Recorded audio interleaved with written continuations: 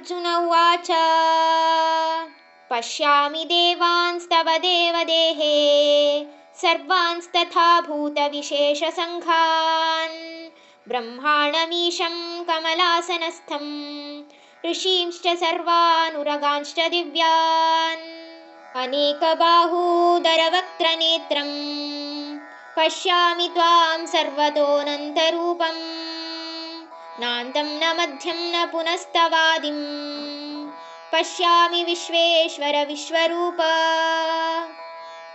ಹೇ ಭಗವಂತನೇ, ನಿನ್ನ ದಿವ್ಯವಾದ ರೂಪದಲ್ಲಿ ಎಲ್ಲ ದೇವತೆಗಳು ಮತ್ತು ಎಲ್ಲ ರೀತಿಯಾದಂತಹ ಜೀವರಾಶಿಯ ಚರಾಚರಗಳು, ಶಿವ ಮತ್ತು ಬ್ರಹ್ಮ ಇಬ್ಬರು ತಾವರೆಯಲ್ಲಿ ಕುಳಿತಿರುವುದನ್ನು ಕಂಡೆ.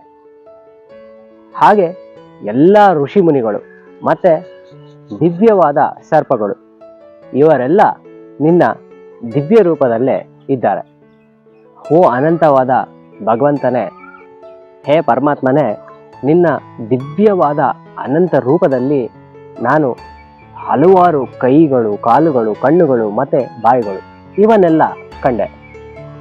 ಹಾಗೆ ನಿನ್ನ ಈ ಅದ್ಭುತವಾದ ವಿಶ್ವರೂಪಕ್ಕೆ ಕೊನೆ ಅನ್ನೋದು ಇಲ್ಲ, ಮಧ್ಯವೂ ಇಲ್ಲ, ಹಾಗೆ ಶುರುನು ಕಾಣ್ತಾ ಇಲ್ಲ.